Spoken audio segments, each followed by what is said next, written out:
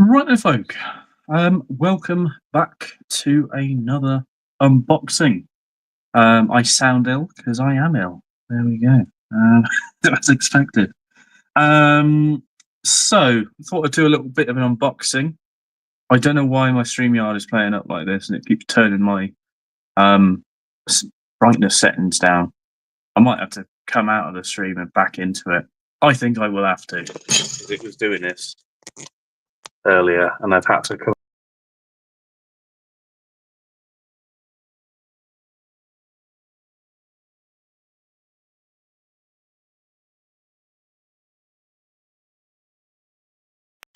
There we go. It is not the best on phone. It is StreamYard. Anyway, so yeah, good weekend. At the weekend, good weekend at the weekend when the weekend was. Up with Mr. Adam and Mr. Peter. Weird seeing Adam twice in a week, basically. But yeah, so had nice to actually explore Wigan.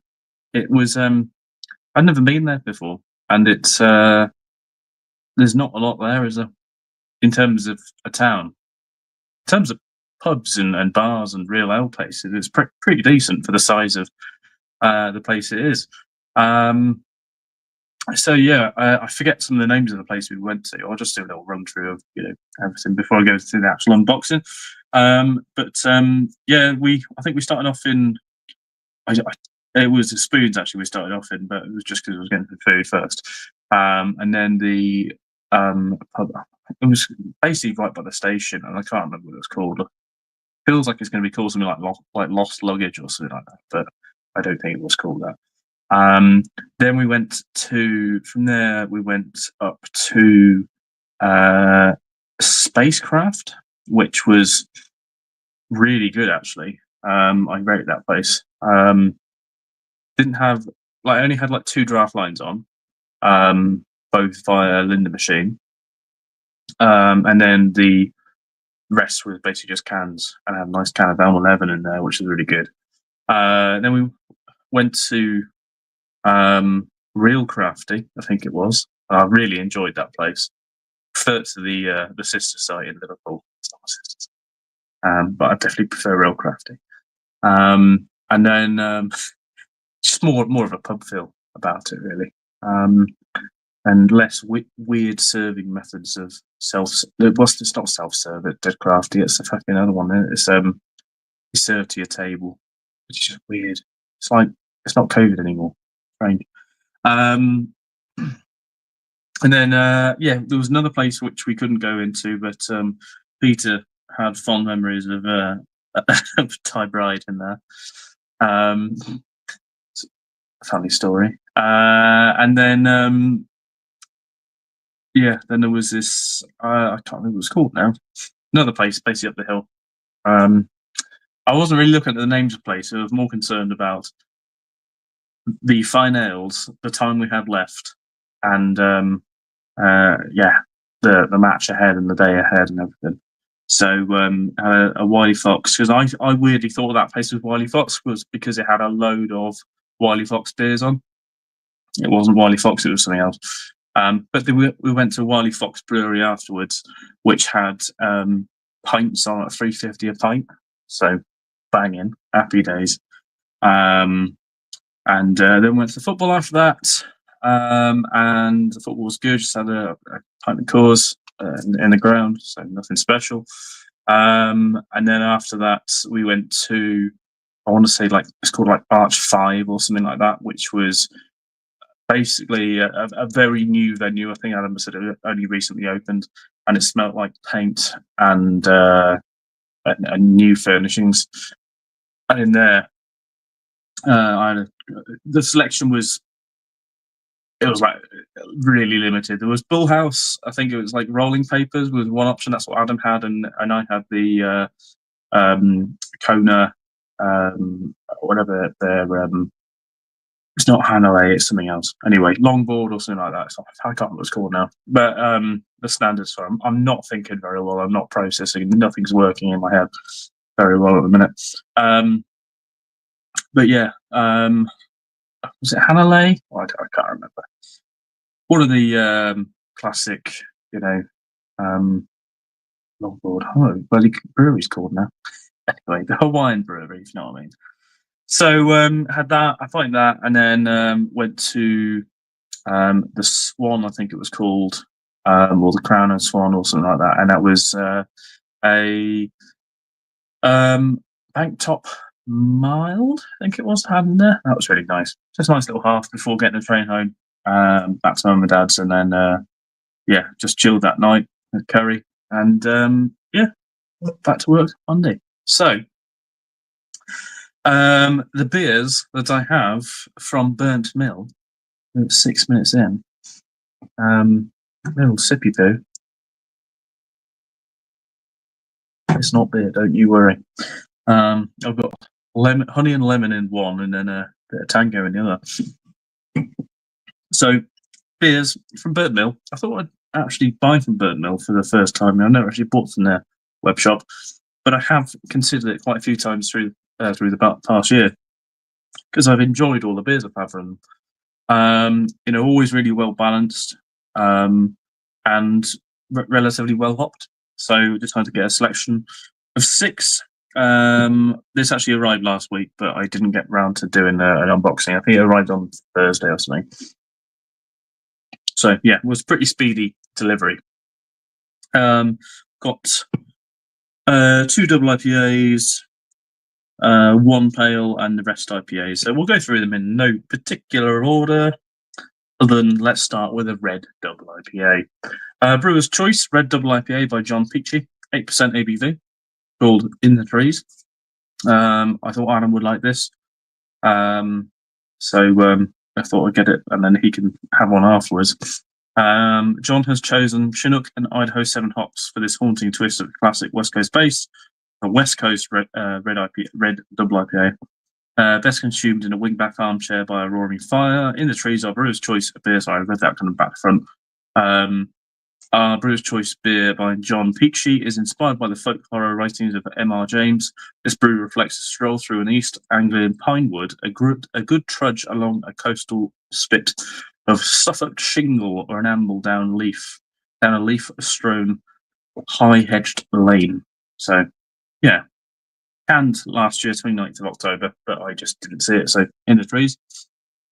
That one to give go of. That'd be nice. Let's get the other double IPA out of the way.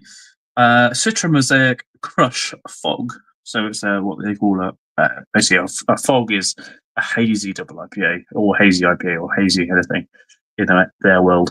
Condensing covers. So yeah, really looking forward to the Crush in that especially, because Sam keeps going on about HBC 586, which is Crush. So I think it's 586, or it could be something else, another number, but yeah. Condensing the hops into a double IPA. For this delicious double IPA, we have used a simple malt bill of extra pale, flaked oats, and dextrin malt for a soft profile to let the hops shine. Citra and Mosaic hops give us tropical fruit and delicious dankness. We then blended in Crush and Crush Hyperboost to optimize our tropical fruits. I was right, it was 586. Cheers, lad. Driving home in Shaky Stone. We got none here. I had a really weird moment actually yesterday when I was driving down here. It was bad up at mum and dad's, and well, not bad, but it was snowy up at mum and dad's, and it all settled and wasn't really moving that much. And then when I got to Cheltenham or near Cheltenham, all of a sudden my car fogged up, and I looked at the temperature. So we'd gone from it being like 3-4 degrees on the motorway to 11, and it was like the tropics, and it was the same down here as well. But it was apparently bad a couple of, the night before or something like that. So yeah. Anyway, Crush is very much loved trial hop here at Burnt Mill HQ, known as HBC 586. So it was 586, and we're thrilled that it is officially commercial. So yeah, hopefully I'll get some Crush to use, not 2025, but maybe 2026. Already looking at potential brews for 2026. 2025 is all sorted, all ready to go with. That's a bit of honey and lemon. My God, honey and lemon is such a natural remedy. It's just nice and easy going. 3.5 degrees for you, my lad. Yeah, it's fucking.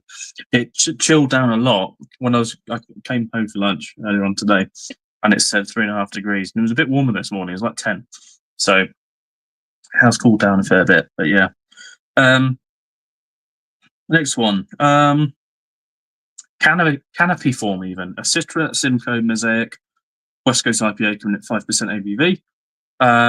Our latest West Coast with some delicious Westy vibes. We've gone for our classic malt bill, including some Vienna, dextrin, and caramel for a balanced mouthfeel to work in harmony with Citra, Simcoe, and Mosaic hops. This magic combination of hops brings us notes of citrus and tropical fruit and a good dose of resinous pine. Balanced bitterness gives a crisp finish, leaving you wanting more. So yeah, just a good solid kind of midweek can, that sort of thing, you know. Citrus Simcoe is a good old classic combo. Next up, we have Vanishing Point, a Citra and Fog. Sorry, Citra and Nectaron, not Nelson. Citra and Nectaron Fog IPA. And these cans have got like, I don't know if you notice on the other ones. So some have got like no texture in parts and then texture in other parts, which is really weird. So on this, you've got no texture on the bottom half of the can and then texture all up the back. Very odd. Is that from a... Don't know. Vanishing Point, and I must say the cans are dented a little bit, but there was talk on a public forum about whether cans being dented nowadays is just to be accepted.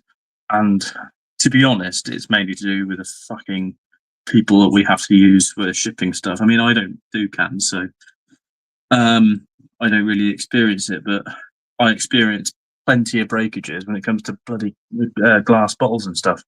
They just, if it says fragile on it, no one cares.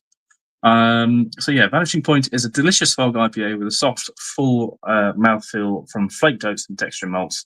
Citra and Nectaron from the USA and New Zealand give us a vibrant melody of flavors.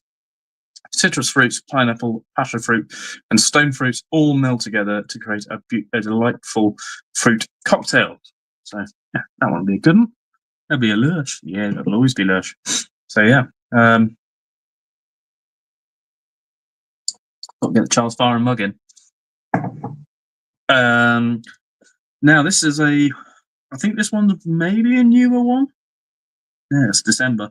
But yeah, it's Burnt Mill and Arcade Street Tavern, Craft Beer House, and Arcade Street Tavern. I don't know what it is.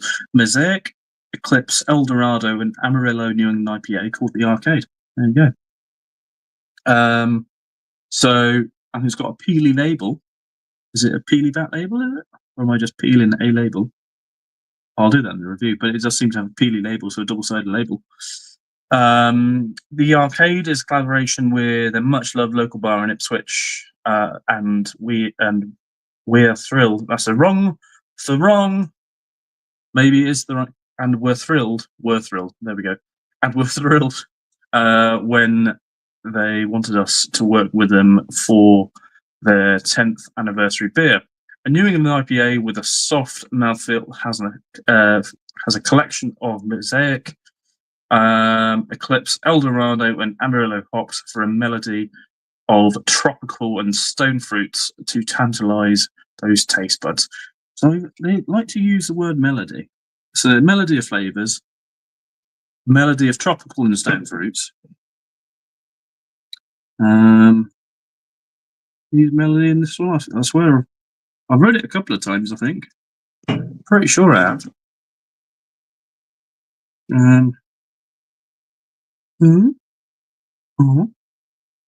Maybe I just read it twice in quick succession. Yeah, no, I just read it twice. Anyway, so yeah, that sounds decent nonetheless. And finally, the final beer out of the box, Poles Apart, a Citra, Columbus, and Mosaic West Coast IPA. It's a while since I've had Columbus in any beer really. I think actually I may have had it in one recently, but Columbus is a bit of a weird. Well, it's not a weird hop. I think it was a beer I had it in the other day, and I was like, "What the fuck is Columbus doing?" and that sort of thing. But yeah, Poles Apart is a solid West Coast IPA with extra pale Vienna and dextrin malts. Oh, they like the dextrin malts and the Vienna for a clean and lean malt base. We use Citra and Columbus in a whirlpool for a citrusy and resinous layer to build on with a dry hop. More Citra and Columbus was used in the dry hop, backed up with Mosaic and a touch of Chinook for some added complexity. The resulting beer is full of citrus and tropical fruit, married with piney resinous flavors and a lingering bitterness. So yeah, that's just a nice combo. I like how they don't say anything about Chinook being used on the front. Citra, Columbus, Mosaic, West Coast IPA with Chinook in as well. So yeah, 6% on that one. So yeah, nice little selection box. I think it was like 30 quid when I got this. I mean, the order was what, 1st of Jan, so it arrived actually, like I say. More Vienna. I just love Vienna.